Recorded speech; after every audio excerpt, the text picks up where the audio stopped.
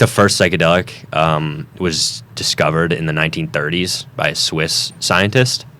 Or like the first modern form of psychedelic? Yeah, I mean, obviously you've got the first synthetic psychedelic, which was LSD, right?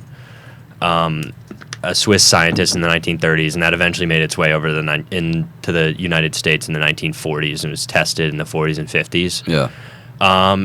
And it finally, there was sort of this big debate because all these scientists are doing studies and finding this massive success with psychedelics. It can cure a bunch of different things. Different psychedelics can cure different things. Like LSD is like super good at curing traumatic, post-traumatic stress disorder from a number of things, from war, from a bunch of things, and sort of like schizophrenia, which strangely enough could be also triggered by psychedelics. So it's really interesting, because all these scientists are figuring this out, right? And what they don't know is what they should do with all this new medicine, new information that they're finding. Right. And so there's two opinions. There's one that sort of like this elitist approach that what we need to do is give all of our mushrooms and all our psychedelics just to the political leaders and to the global leaders of the world, and give them psychedelics and let them lead us, because I mean it's going to help us, right? They're going to have this sort of eye-opening experience and sort of see everything as one, which is sort of the one approach is to give it to like the popular people. This is like a widely Can I interject here? Sure. There's actually a theory that people think we should make our world leaders trip.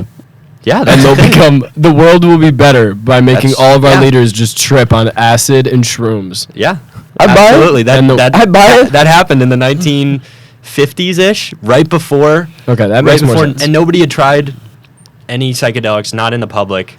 Barely anybody really knows about them. Right. I mean, I assume if you microdose on some of if you give that to leaders in like small doses, I'm sure it'd be helpful. It's like, super to an helpful extent. To a lot of people. I was reading all sorts of things. It opens up empathy, which it is does, something that's severely lacking right now. So yeah. I can totally see that being beneficial. At the same time, there's big asterisks right there. It's sort of a weird plan. But then the second idea, which is what ends up happening, because some of the activists that actually they've been part of these tests, right, with LSD. They've volunteered for it. They've seen all of these effects that it can have on sort of fostering unity, right? We're in a time of war. We're in between World War II and Vietnam. We've just seen a bunch of war, and all these people are thinking is, if this can bring us together, why is not everyone having it? So what they do is they find a few scientists who agree with them. They get that LSD and they just mass spread it out, and that's sort of the start of the hippie movement.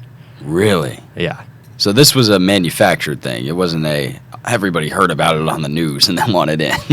I mean, yeah. I mean, it started at just a group of people. I'm not sure their names. Just a group of people that really wanted to spread this idea of peace and the mind, manifesting, which is what psychedelic means, the mind manifesting capabilities of the drugs that they had. Right. And basically they decided that the best way to do it was just to give it to a bunch of people and see what would happen later.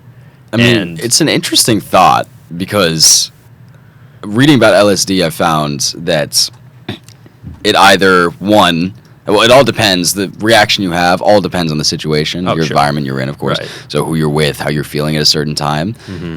So it was interesting that you said earlier about how it could do one thing. On the other hand, it could do exactly the opposite of that thing. Right, exactly. That is why it's such a heavily regulated drug, because on one hand, it can be very beneficial, that microdosing that we were talking about a second ago. On the other hand, it can be very dangerous. And it is so heavily regulated because, and it's weird to say this, but because it was working. It was in the 1960s or whenever, Vietnam is at its peak, right? Everyone's taking these drugs, this acid, this LSD that's becoming really popular, and they're saying, we are all one, right? Because this sort of mind manifesting, you see everything as one. We're all one people. Why are we fighting? Let's stop the war. And so you see this massive, disgust with the war that's going on in Vietnam and what's actually happening. And so then you get this war on drugs, right? And so essentially it's propaganda that is just pushed out from the government saying, don't do drugs, you're going to jump off a building.